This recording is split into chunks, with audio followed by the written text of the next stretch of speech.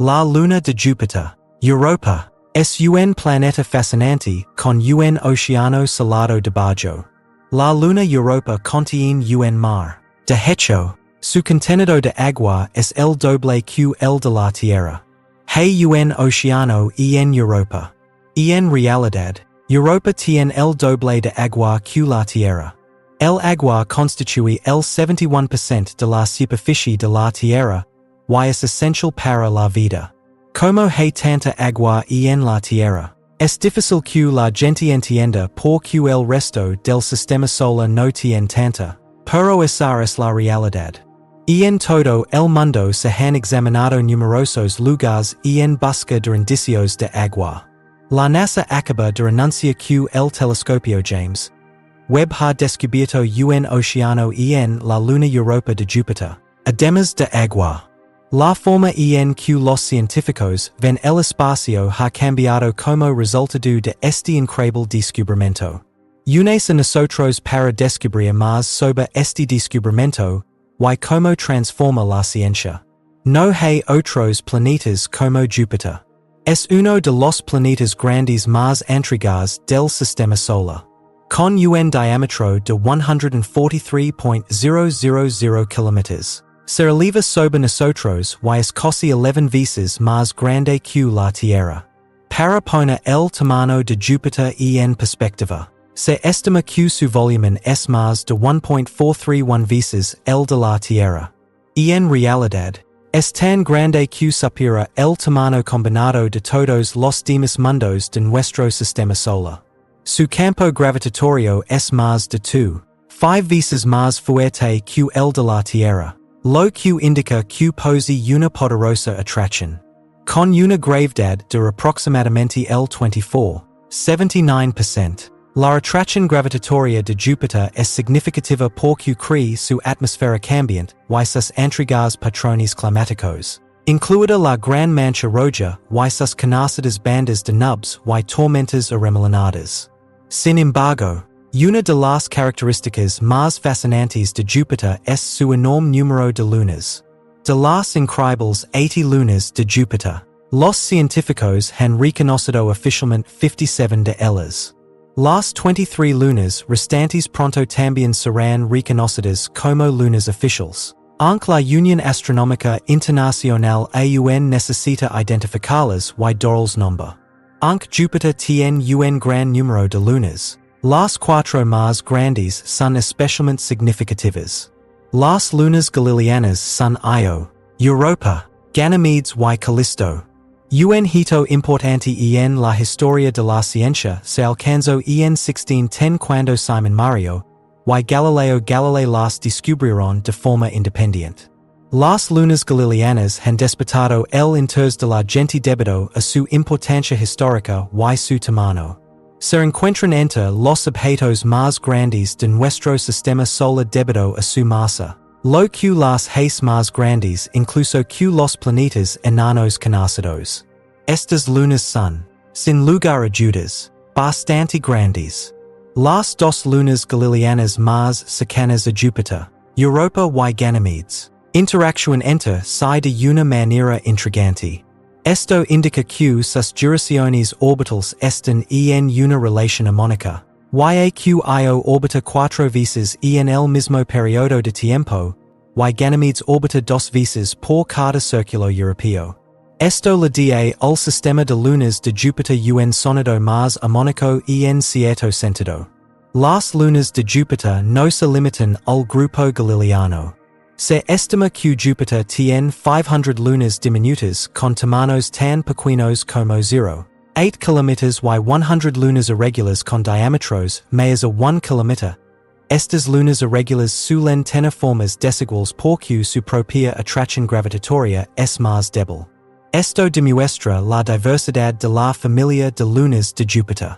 El tamaño, la composición y las características geológicas de cada una de las lunas de Júpiter varían. Ganymedes es la luna más grande de nuestro sistema solar. Entre todas las lunas, es verdaderamente enorme. Por ello, su enorme extensión la convierte en un destino fascinante para visitar y estudiar. En Europa, sin embargo, Las cosas se vuelven más fascinantes. Europa es la cuarta luna más grande de Júpiter, y la sexta luna más grande del sistema solar, lo que la convierte en un objeto significativo para la comunidad científica. Una de las características más intrigantes de Europa es lo plana que es su superficie. Es el cuerpo sólido más liso del sistema solar debido a su superficie extremadamente lisa. Este planeta carece de la topografía accidentada, y las características intrigantes que se observan en la mayoría de los planetas del sistema solar, como Marte. La superficie de Europa puede parecer lisa, pero presenta algunos patrones intrigantes. Las colinas más altas de la Luna tienen solo unos pocos cientos de metros de altura, aunque hay algunas excepcionalmente altas. La delicada belleza de la superficie de Europa, que carece de grandes cráteres, se ve realzada por esta pequeña elevación. Esto implica que el parado geológico del globo ha sido dinámico y siempre cambiante. Pero la cosa se pone mucho más intrigante. Verás, un lado de la Luna está constantemente de cara a Júpiter, y que la rotación de Europa está bloqueada por las mareas. Un lado de una luna siempre está de cara a su planeta padre, en este caso Júpiter, debido a la atracción gravitatoria de dos entidades celestes. A esto lo llamamos bloqueo de marea. Dicho de otro modo, Europa gira sobre su eje, lo que garantiza que el lado de la luna esté constantemente de cara al gigante gaseoso Júpiter. Esto no es lo mismo que nuestra luna, que siempre está de cara al sol. Europa tiene un clima distinto como resultado de este fenómeno. Los hemisferios anterior y posterior de la luna tienen características superficiales bastante distintas porque un lado de la luna está continuamente orientado hacia Júpiter. El hemisferio anterior está orientado en la dirección del movimiento, y experimenta mareas más fuertes a medida que Europa orbita alrededor de Júpiter. Sin embargo, al estar orientado en dirección contraria al movimiento, el hemisferio siguiente experimenta mareas relativamente más débiles. El núcleo de Europa se deforma y se dobla como resultado de las mareas de Júpiter. La luna se comprime y estará continuamente como resultado de estas presiones de marea, lo que genera calor en su interior. A esto lo llamamos calentamiento por mareas. Un factor importante en el mantenimiento de la actividad geológica de Europa, y la formación de sus características distintivas es el calentamiento causado por las mareas. Europa es ligeramente más pequeña que la luna de la Tierra. Para sorpresa de todos, se cree que tiene una estructura estratificada con un manto rocoso, un núcleo de hierro y un vasto océano de agua salada debajo de su superficie helada. Se cree que este océano está entre 64 y 160 kilómetros por debajo de la superficie, lo que es varias veces más profundo que los mares de la Tierra. Se cree que los mares que se encuentran bajo la superficie de Europa contienen una cantidad increíble de agua, aproximadamente el doble de la que contienen todos los océanos de la Tierra juntos. Esta enorme cantidad de agua en movimiento es crucial porque, como todos sabemos, el agua es esencial para la vida. Dado que el océano de Europa puede ser una zona agradable para vivir, es una excelente opción para realizar más investigaciones y estudios. Pero, ¿cómo podemos estar seguros de que hay un océano en la Luna? Para saber más y demostrar su existencia, científicos de varias disciplinas han combinado sus observaciones y investigaciones. Existe un océano mundial bajo el hielo de Europa. Siguen los datos del telescopio espacial Hubble y, posteriormente, del telescopio espacial James Webb. El uso de datos espectroscópicos es fundamental para comprender la composición, la superficie y la relación entre Europa y el agua que se encuentra debajo. Para que esta técnica funcione, Se examina minuciosamente la luz que Europa emite o refleja en todo un espectro de tonos. Esto ayuda a los científicos a comprender la composición física y química de la superficie de la Luna. Los científicos pueden determinar que la superficie de la Luna está cubierta de hielo de agua examinando de cerca las formas espectrales de Europa. El hielo de agua que muestra la cantidad de agua congelada presente en forma de cristales o granos de hielo. Es un componente importante. El hallazgo de hielo de agua es significativo, ya que plantea la posibilidad de una fuente de agua subterránea. Las pruebas realizadas con espectroscopia han revelado que la superficie de Europa contiene sales, además de hielo de agua. Aunque la acción geológica o el criovolcanismo pueden haber llevado estas sales a la superficie, algunos creen que se originaron en el agua que se encuentra debajo.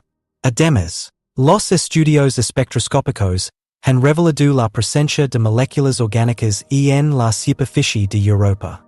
Todos los organismos vivos están compuestos de moléculas orgánicas, que a su vez están compuestas por componentes basados en carbono.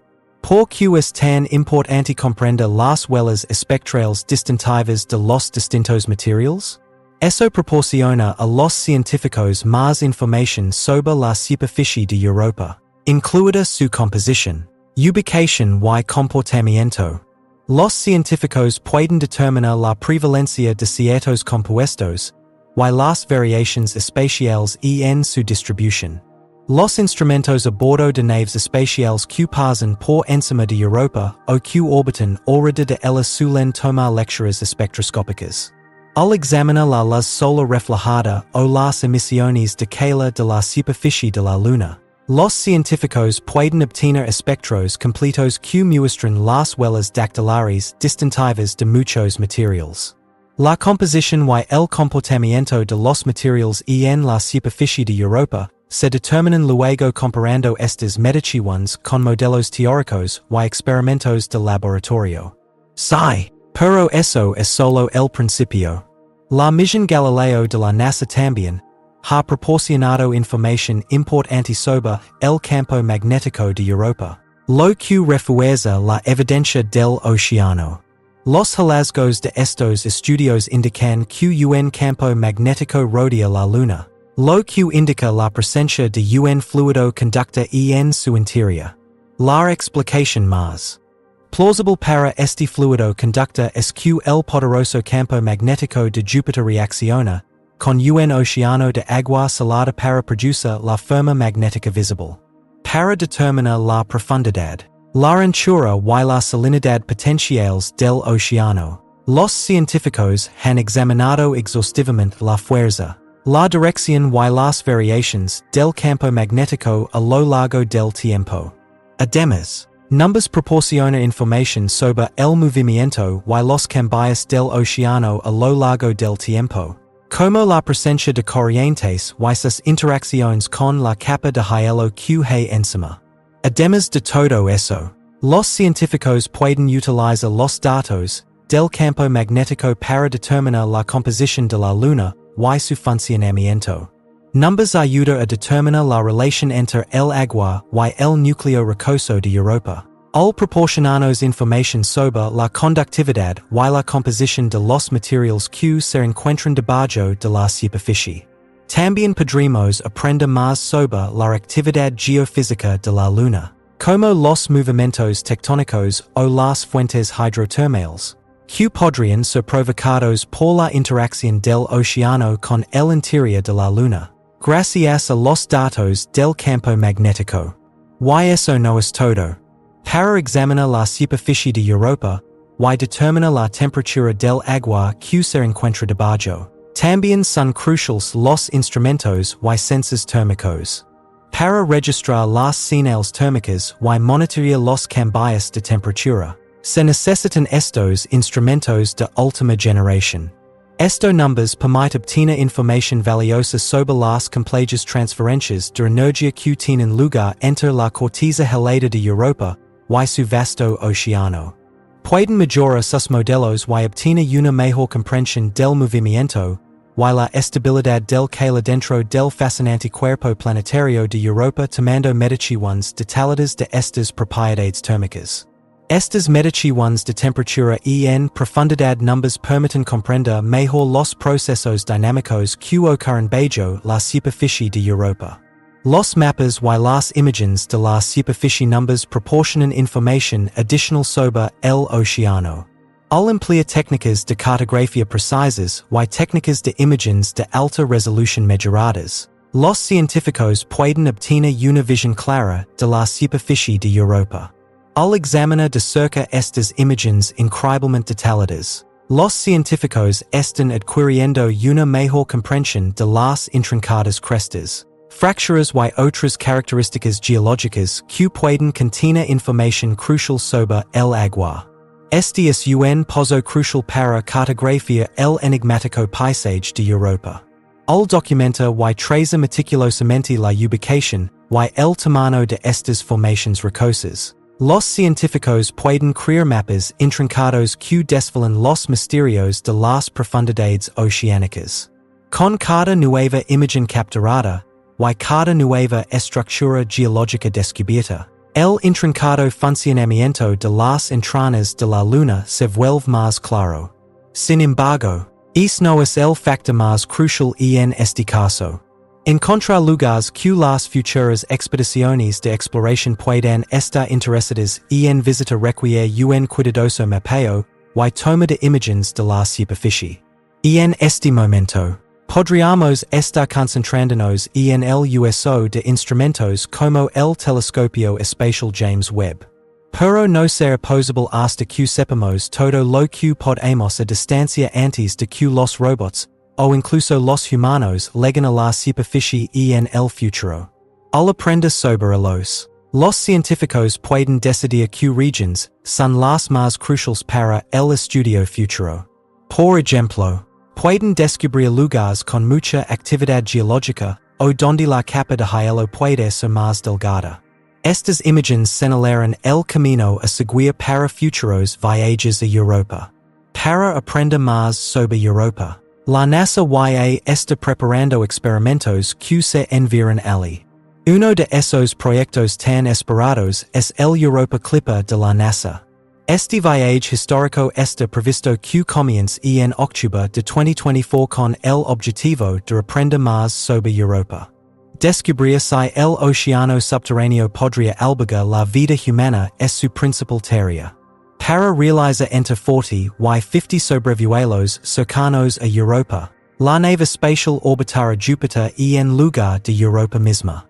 Al alterar su trayectoria de vuelo en cada encuentro, la nave espacial puede estudiar casi toda la Luna y obtener mediciones y datos precisos.